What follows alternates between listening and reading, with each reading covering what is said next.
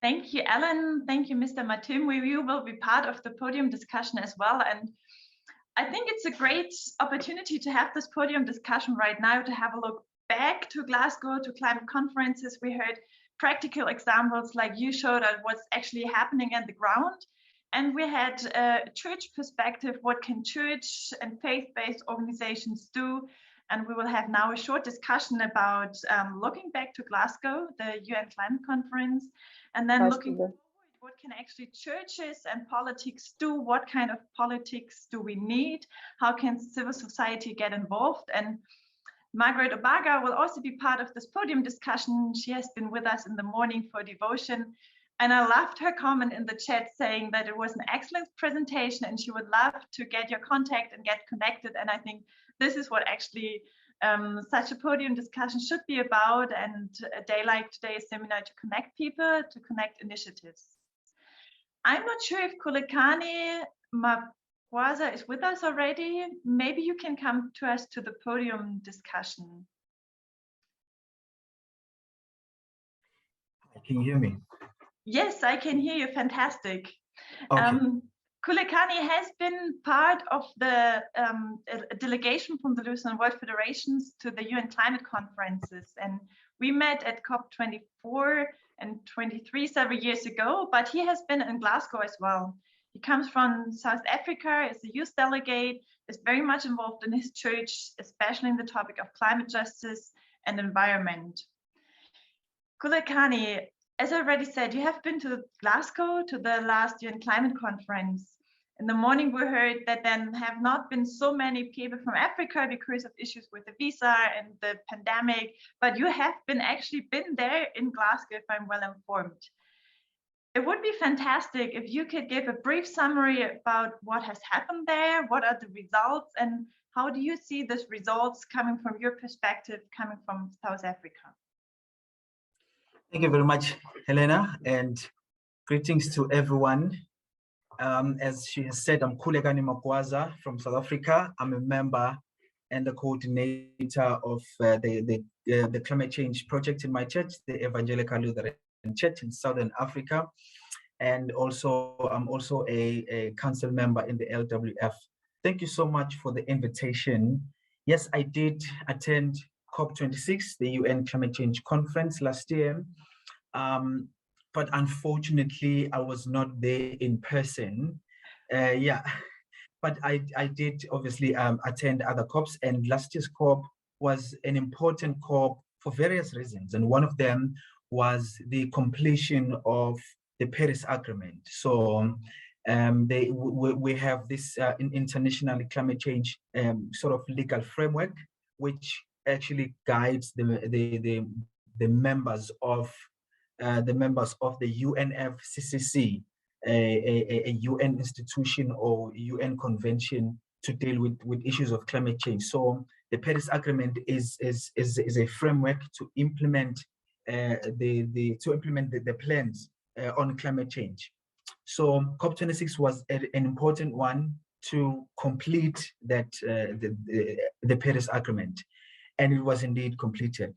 It was also an important conference because of issues such as gender justice and issues such as intergenerational justice, and also issues of trade, and also issues of finances.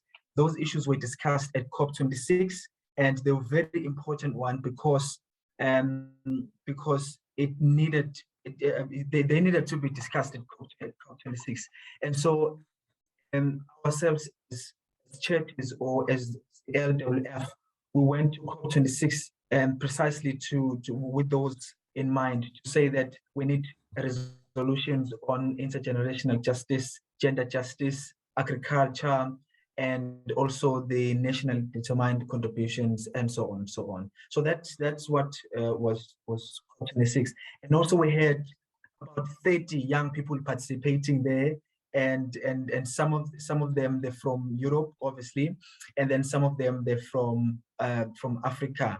I think we had in the ELCT we had my fellow young colleague Maru, and I think two more others as well. So yeah. Thank you. Fantastic. Thank you for giving us the summary what was discussed at the COP, also from the faith perspective, and you as a young person fighting for climate justice. If you now have a look at the resolutions and the outcome, is it sufficient? Is it enough for you? Or would you have loved to have stronger results? Thank you very much for that. The outcomes are not what we wanted. The outcomes of COP26 have a weak language. They have, I think, everything that we wanted, but the language is weak. For instance, when it comes to gender issues, the language is such that it should say that parties are encouraged to appoint focal points for gender issues. For instance, if the decision of the COP says that parties are encouraged, it means that parties can decide, and parties being governments or the state, so they can decide whether to appoint a focal point for gender justice or not. But what we wanted, obviously, was for the decision to say that that parties shall appoint a focal point for gender issues. And so there are other decisions also relating to NDCs, so the National Determined Contributions, which is a plan for government to implement the Paris Agreement from their national circumstances or national context. And so the NDCs, they have I think two time frames. Some NDCs are a 5-year time frame. Some NDCs are a 10-year time frame. And so there is also issues of accountability. How do we then make sure that the parties or the government are accountable?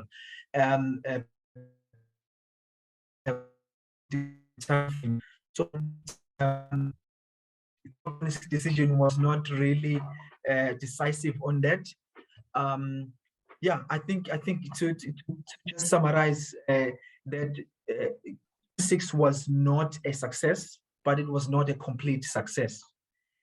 Because the biggest thing that COP26 did was to complete the Paris Agreement, which means that from 2022 until 2025, we are in the implementation period, or we are in the climate action period.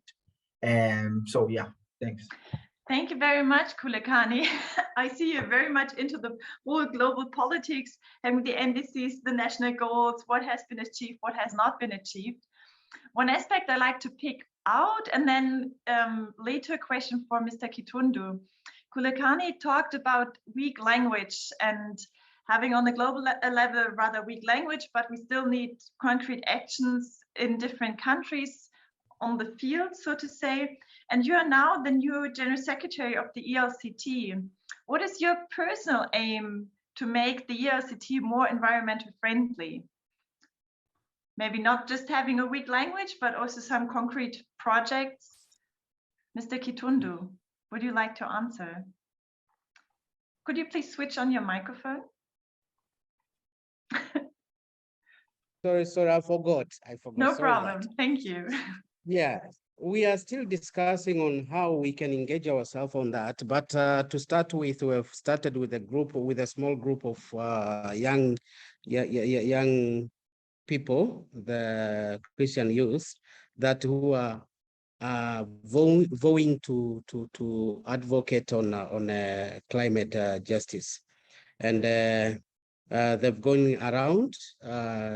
Bad enough, as I said, I didn't prepare the photos that you could see them in the action. They are going around. We have a representative in Zanzibar, and yesterday they had a meeting also to talk about climate justice.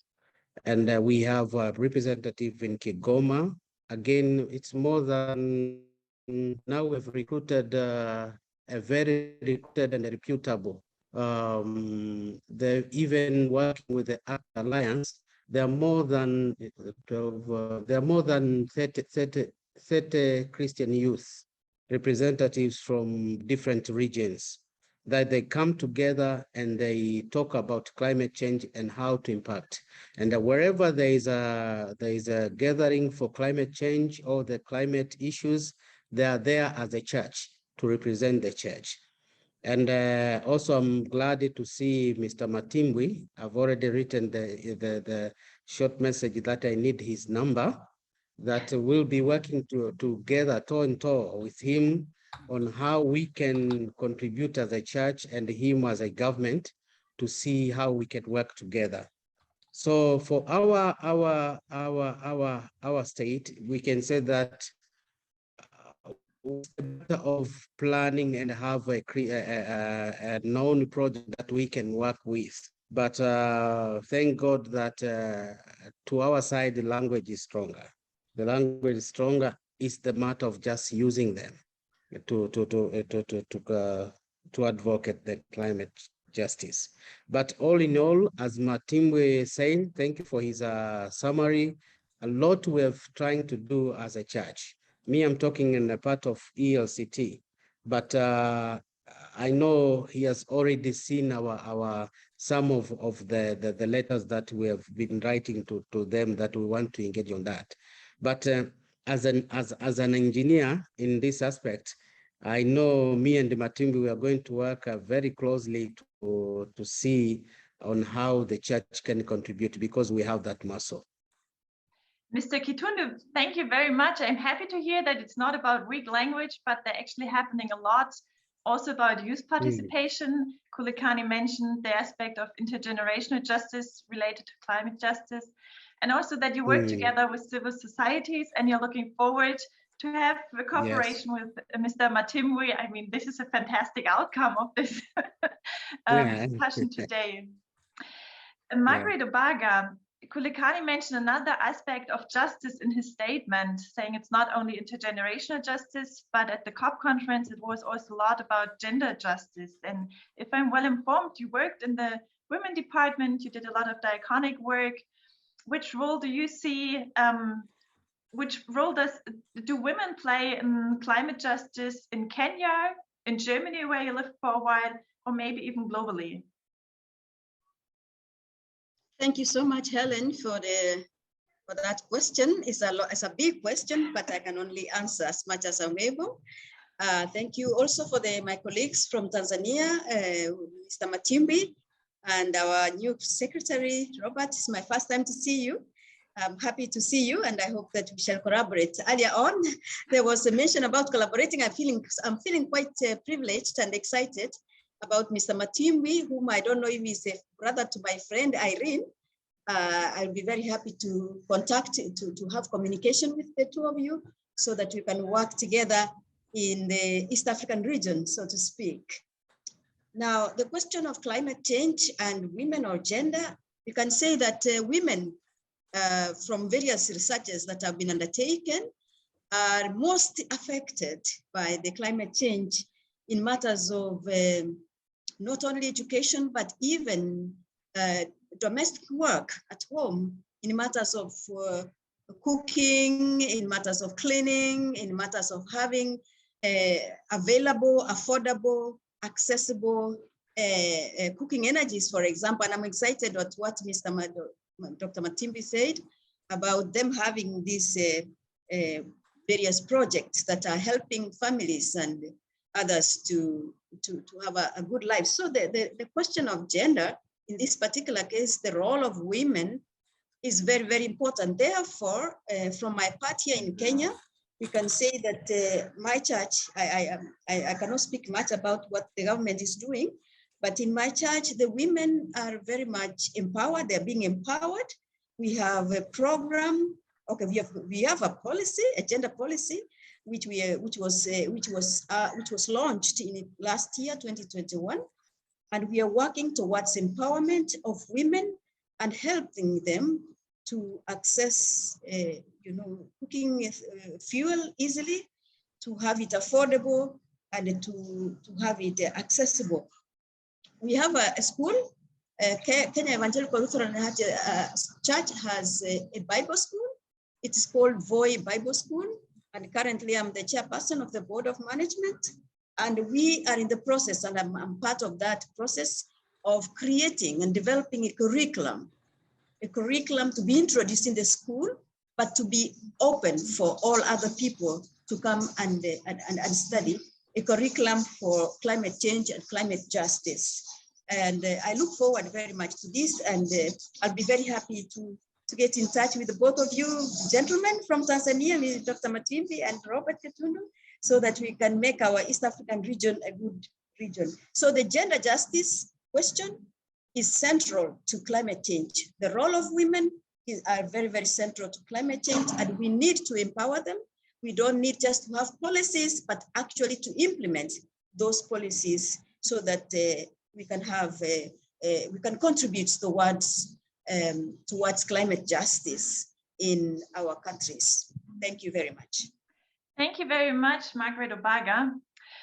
Mr. Matimbwi, coming to you. Everyone wants to work together with you.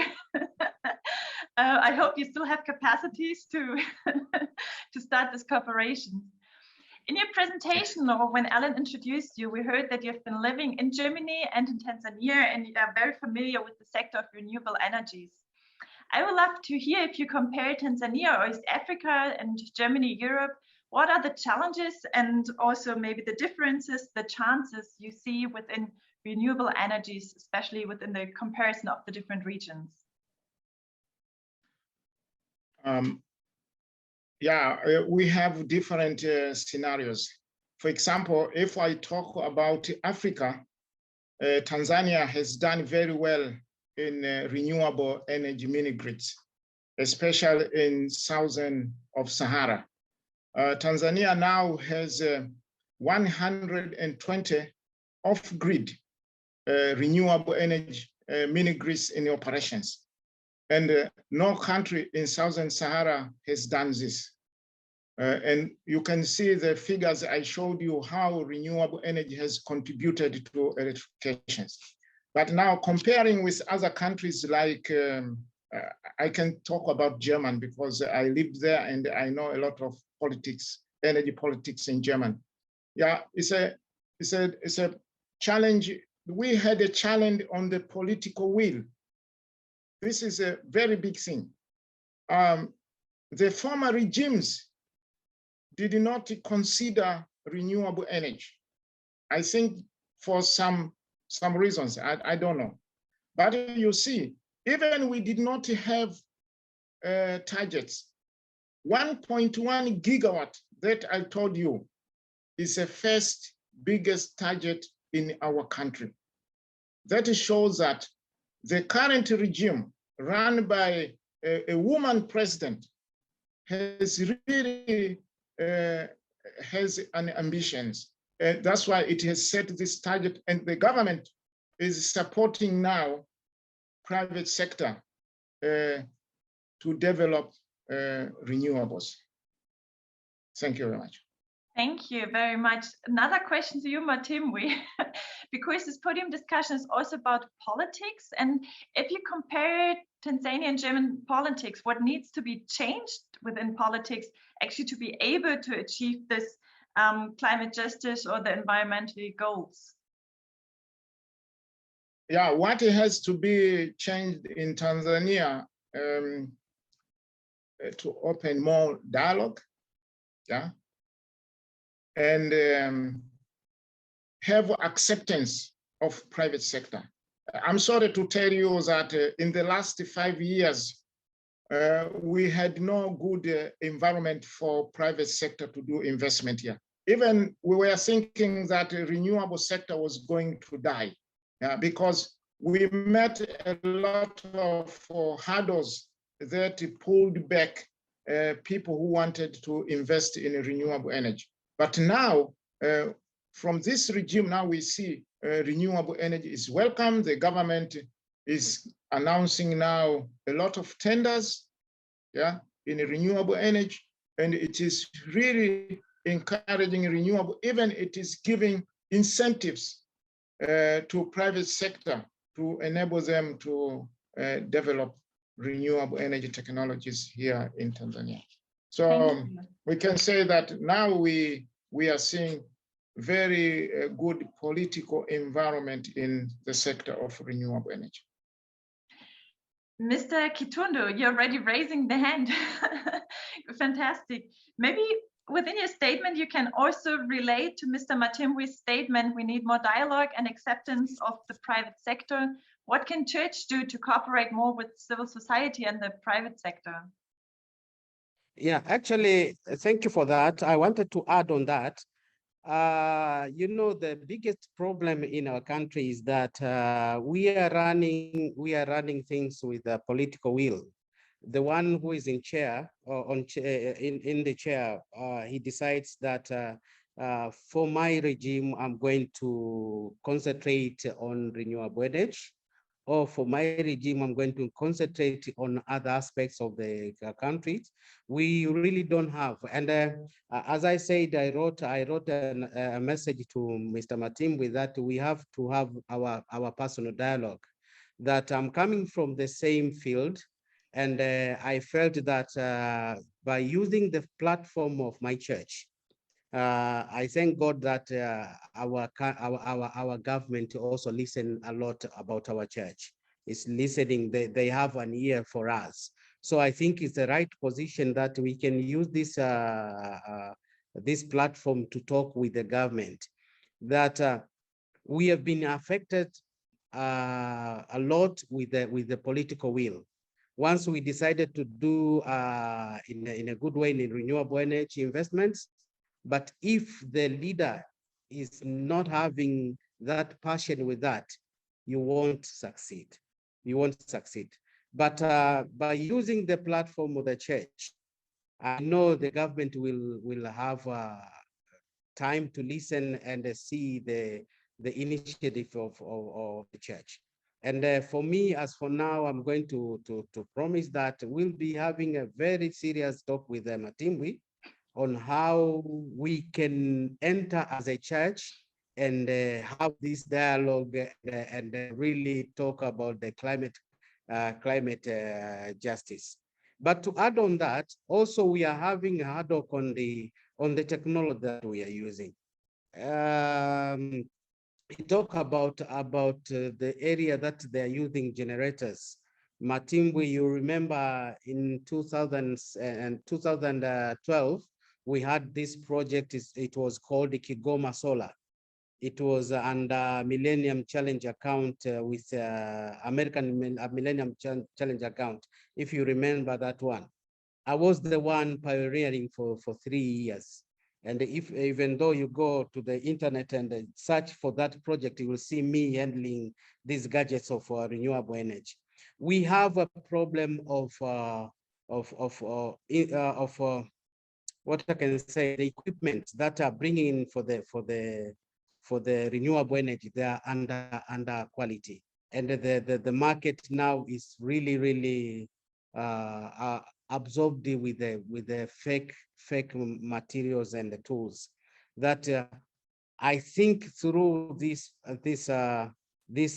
platform, we are going to see what the church can do and what we can use our partners even outside our country to bring more effective and reliable gadgets that people can use for the renewable energy.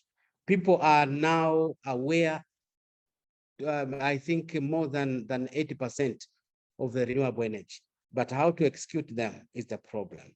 We have said a lot in our churches, we have said a lot in our government that there's this renewable energy, we can go for that. But people still using the local ways of getting energy, and this bring about the danger of climate change. Thank you very much, Mr. Kitundu. We said a lot, time is running, and there's so much more to say. And I have so many questions I would love to ask you. So I would like to have 2 rounds, like very speed rounds, having very short answers to my questions. If you finish this podium discussion, Khulekani, what should everyone remember? What is the message you want everyone to take home? Your microphone? Okay. What do I want everyone to remember? I think I would say, I would like everyone to remember what is climate action. What is climate action?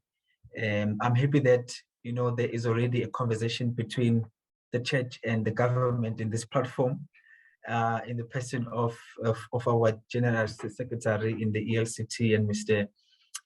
Matimbwi. So that is action already.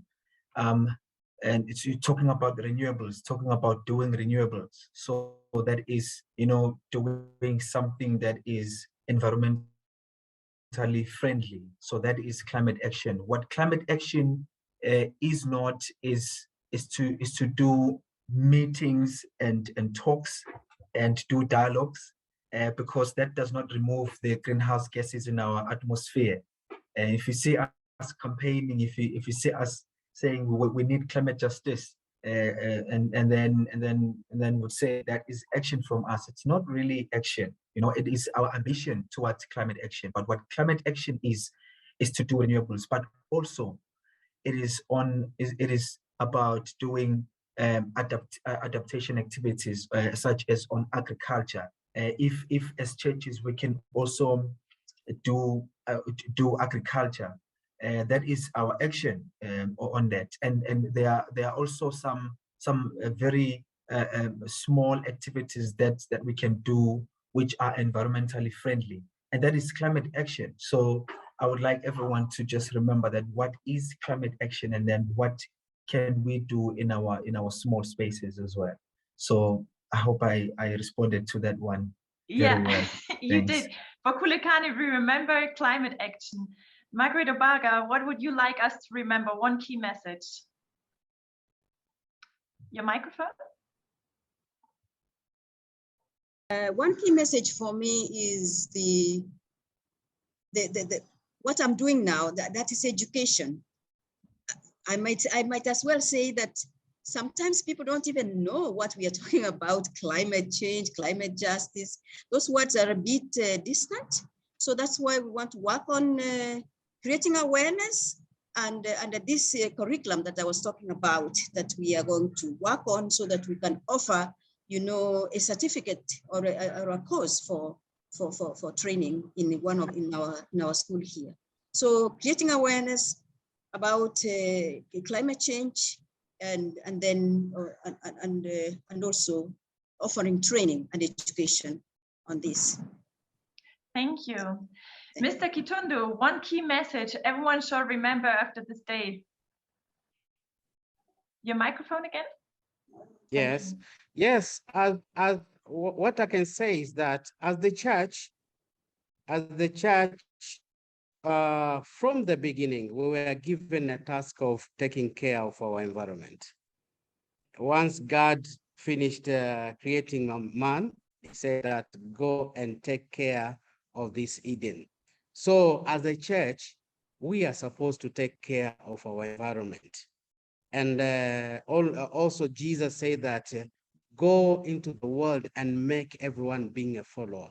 If we are the follower of Jesus himself, and Jesus himself is the one who made this earth, it means that we have to obey the order of the master. The order of the master is to take care of this land we are given. So the key message that I'm leaving to you is that the church is the sleeping giant. Once it awake, it can change a lot on the climate change. Thank you. Thank you very much, Mr. Kitundu. Mr. Matimbwi, one final key message everyone should remember. Yeah, thank you. It should be known that biomass cooking in Tanzania is the second agent in contributing to climate change in Tanzania after agriculture. So we should go home thinking that supporting people in Tanzania using biomass in cooking in a sustainable manner, this will help to reduce the escalation of climate change in Tanzania, of course, but the impact always goes worldwide. Thank you. Thank you very much, all four of you. my second question for the speed round, I won't ask because of time. You may answer in the chat something every one of us can do during this weekend to have a more sustainable, more environment-friendly lifestyle. We can answer this question in the chat, but I want to express my gratitude and my thanks to all of you for taking the time, for giving this inspiring messages, for giving reports from South Africa, from Tanzania, from Kenya, giving insights into your life and your work. Thank you very, very much. And I see a lot of applause in the and clapping hands here in the Zoom meeting. I hope you can hear it.